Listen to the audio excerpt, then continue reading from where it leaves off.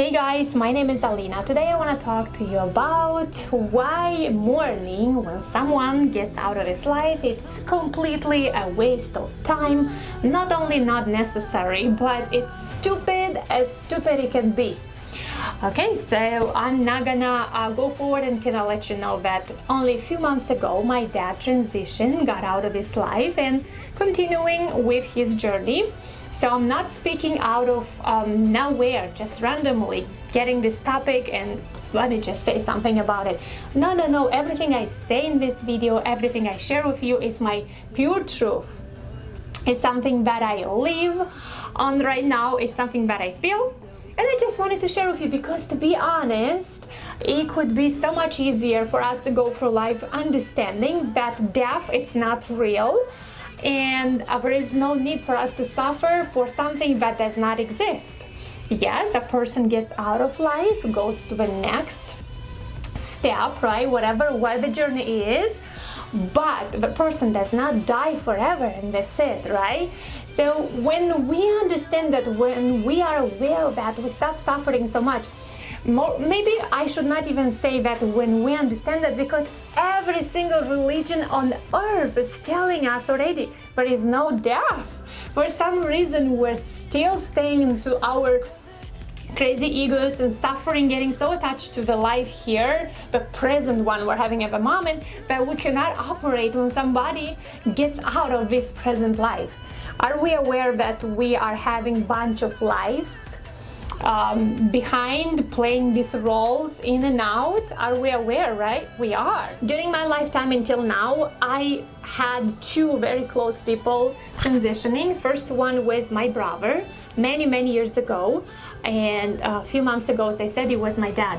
Let me tell you what a difference it is to experience someone's transitioning when you are aware, and then to experience someone's transition when you're not aware. It's a huge difference, and I think it's very much suffering, very much stupid suffering of human beings that put on themselves for absolute no reason.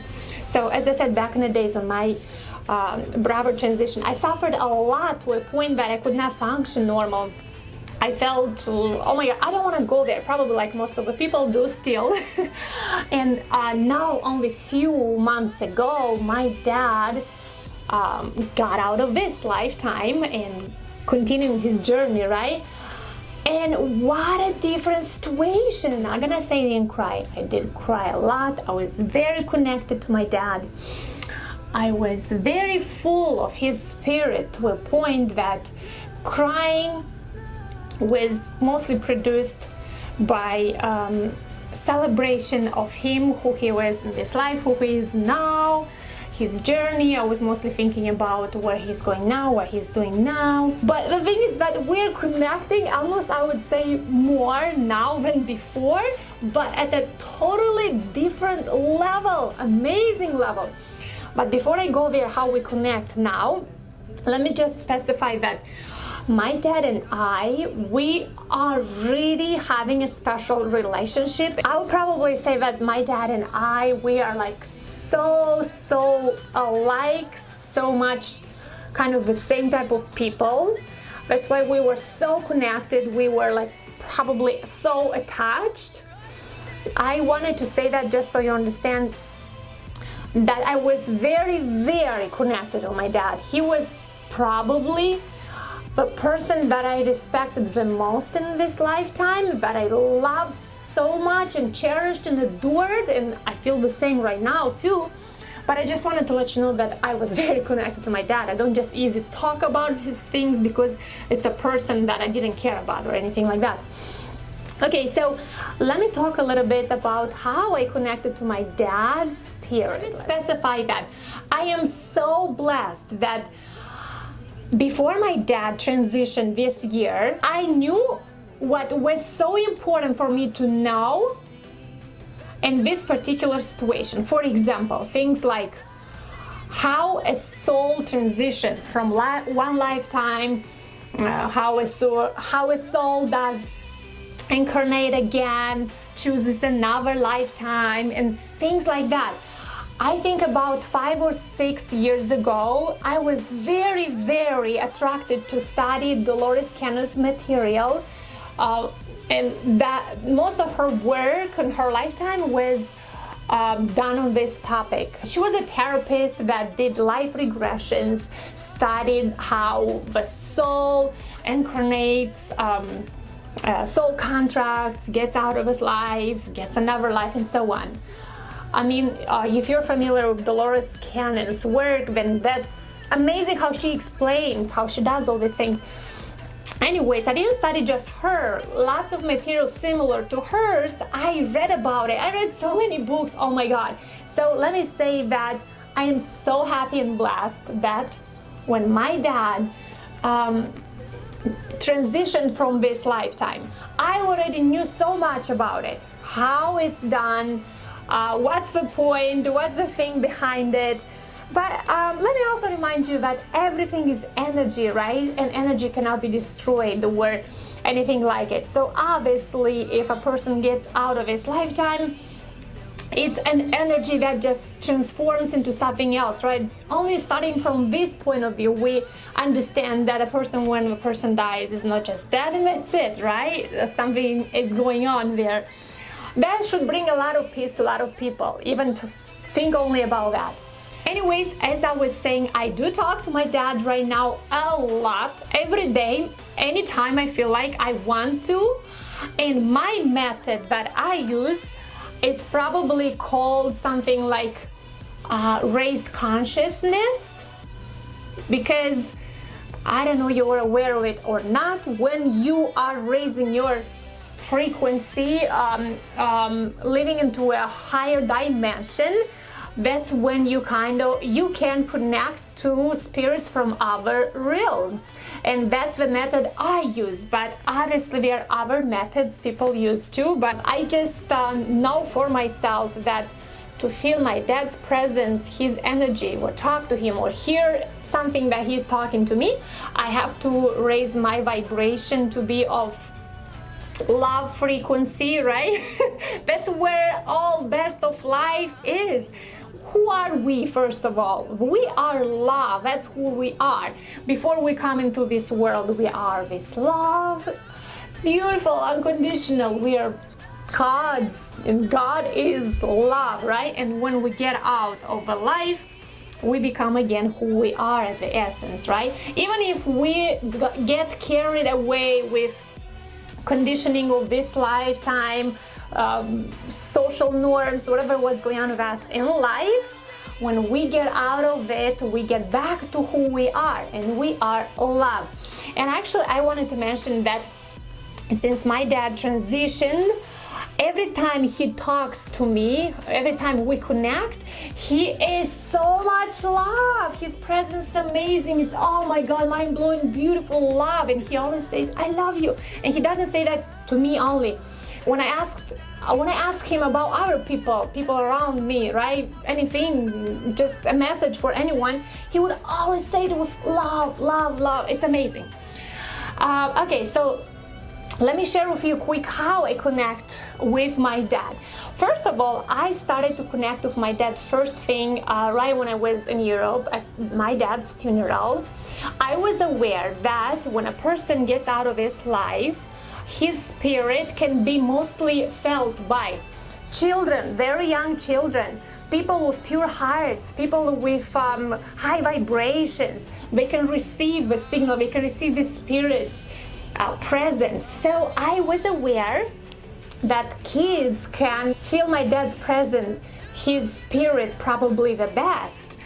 And actually that was true, because first time I really connected and talked to my daddy was through my nephew, my little nephew. I sensed that he's directly connected to my dad's spirit, and then I started to talk to him like crazy.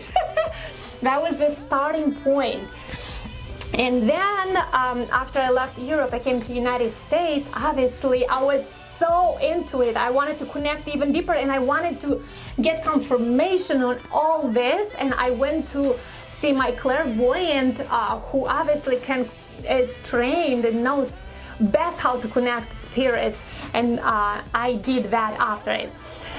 Okay, so let me say that my dad definitely confirmed very clear for me that is him talking to me. He wanted me to not doubt myself. Even if that I was not doubting myself, that is him, it's his spirit talking, because when he was talking every single time, it was the talk using the same words as he would use in this lifetime. Only he would add a lot of love to it always. He was very loving in life, in this lifetime anyways. Okay, so when I was in Europe, how did I first talk to him? It was one day I was with relatives there having dinner, and at some point I had this feeling that I want to eat by myself. I didn't want to stay at the same table inside and eat, and I felt like I don't have enough air, and I have this idea, let me go outside and just eat outside my dinner. I myself didn't understand why I just couldn't stay and eat with everybody at the table inside. I just didn't have air. So I took my plate and went outside, and I started eating outside by myself. And that was the month of February, very cold, but for some reason I felt like I had enough air there. So while eating there, I see my little nephew's coming. He's following me, he's coming. So I'm sitting there, all of a sudden I have this question for him. I'm like, Gabriel, because that's his name. I'm like, Gabriel, do you see Grandpa here? Because I knew he may sense him better than me, probably because he's a child. And he's like, yeah, he's right there. Oh my God, I couldn't believe it. I'm like, why didn't I ask this question to him a long time ago? And the rest is history. Of course, I had thousands of questions, so we start talking. And the most interesting thing of all is, when he was replying back to me, he was talking exactly as if it was my dad. The same vocabulary, the same rhythm, how he was using sentences, the same way of like just talking, right? Because again, I'm talking to my nephew who is a little boy. He's 7 years old only, and he was using words that my dad used, words that this 7-year-old boy may not know on his own yet. So obviously I knew that was my dad. That was the first experience of me having a conversation, a dialogue with my dad's spirit. Then I came back to the United States. I went to visit my clairvoyant, made an appointment, right? So I go to bed in the evening. During nighttime I had a dream with my dad. So he already presented himself to me. In that dream I see him, his entire face, and I see him talking to me a lot, but I could not hear him yet. So that was my sign. The subconscious mind was sending me that, yeah, he's gonna come and talk to you. So I woke up that morning when I was about to go see the clairvoyant and talk about my dad's spirit. And I had this idea to write down on a paper to invite my dad's spirit to come and talk to us. So I write on a paper, Dad, come and talk to me, blah, blah, blah, I love you, things like that, right? I go to my appointment, I enter, I talk to my clairvoyant, and she's saying, your dad is here. He has read your letter this morning. That's why he is here. I could not believe it. I mean, like, I did not start myself saying, I wrote him a letter to come or things like that. She was the one saying, he read your letter, so he is here. Because you asked him to come. So that was the first confirmation. He wanted me to right away understand that it's him, not doubting or things like that. Even if I was not doubting. The second confirmation, he wanted me to be really assured that it's him. It was at some point the clairvoyant said, tell her that I'm with my brother, catching up with him. Okay, so my dad has a brother that passed before him, many years before him. So he is assuring me again that he is with his brother. Obviously the clairvoyant wouldn't know things like that, details like that, right? I was so happy. My dad also wanted me to know that he's in a good place. He's just catching up on other things, and for me not to be worried and things like that. Then another very interesting thing that my dad's spirit told me was, the clairvoyant told me that he wants me to dance again. Okay, so this is the message I got from dance. Dancing, it's a very high energy, right? Dancing, it's a high vibration, it's vitality, it's positive, godlike energy. So obviously my dad loves me so much. He wants me to do good. And obviously his first advice for me was to dance. That's amazing. It's amazing. It's amazing. It's such a joy. It's such an honor to connect with the spirits of those who are gone. And by the way, they love it. They love to connect with people who are open to receive them, to talk to them, to connect to them. What else? Also, well, obviously I know a lot of things about, as I said, I read the Dolores Cannon's material about reincarnations. When you get out of one lifetime, you may just come very quick for another one, things like that. So, knowing all this information, I am asking the clairvoyant, please ask him, does he have any plans on coming back on Earth again very soon? And he even answered that question to me. He said, yeah, don't you worry, before you get out of this lifetime, you'll meet me again. You'll recognize my eyes right away when I get my next life, which is gonna be into your next generation. You're gonna recognize my eyes, my energy into it. We're gonna meet again soon. So yeah, he assured me that he's coming back into the family. Obviously, I will be his grandma. And I'm very excited for that too. I'm thankful that he let this information. I know why he spilled this information, because this gave me such a beautiful peace and joy and excitement. And oh my God, life is so amazing when we really tend to live on high frequencies. Oh, and speaking about my visit of a clairvoyant, another thing he really confirmed it very nice for me was one evening, right before seeing the clairvoyant, I was driving in the city, and I'm one of those drivers that has to have the music loud. Good music in the car all the time pumps me up, raises my vibration, keeps my energy high. So one of the evenings I was listening to music, and all of a sudden I'm thinking about my dad, full of his spirit, and just feeling so joyous, so full of love. And when I seen my clairvoyant, all of a sudden I remember that moment. And clairvoyant is telling me, by the way, that evening when you felt your dad's presence in your car, all of a sudden, he wants me to tell you that he really enjoyed that music you had, the playlist you had on that evening. He likes the music you listened to.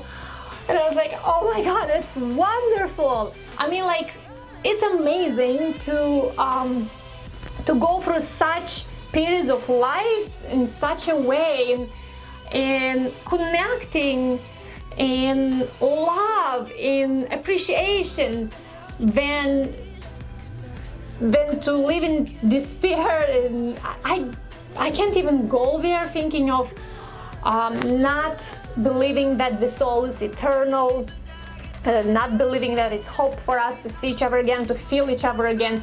That is messed up. I would not ever want to live like that. So I'm so happy that when my dad decided to transition from this lifetime, I am so aware of these things. I'm thankful, I'm grateful that God guided me until this point in my life, for me to be so aware of how things are going on in the universe. And that's the exact reason why I make this video, because I know there are a lot of people that may benefit from this knowledge, from my story that I'm sharing right now. Concluding this video, all I want to say is just, before you again ever spend 1 second in your life mourning someone, feeling sorry for yourself, for somebody that is gone, remember that soul is eternal. We're all energy. Energy does not disappear. It only transforms from one form to another. So if that's the case, then when a person dies, obviously it goes somewhere, right? Remember that. And also remember that every time we enter life on planet Earth, we come with a bunch of soul contracts. We want to just achieve some things in this lifetime. I mean, when I say achieve, I'm not talking about buying a car and a house. That's just some external things, but I mean, like, we come to experience life, whatever lessons we want to learn here as souls, and then we just simply return back to where we came from, right? And we may just we always continue the journey, getting our lifetimes and our soul contracts. We're just continuing with the ones that we had previously. Whatever it is, remember that there is no need for us to waste years and years from our lives mourning someone only. That's time that never comes back for us personally, because also let's not forget that we are going towards it too, towards the end of this lifetime, right? So we remember that, then not just we will suffer less, but we will enrich the lives and maybe accomplish more what we have on the soul contracts before we exit the life. Anyways, let me know if my story somehow gave you a little bit of hope, or maybe just heal a part of yourself that was suffering for someone, or anything like it. I'll be happy to hear that, to be honest. Thank you so much for staying until now. I appreciate you. Have a beautiful day, dear soul.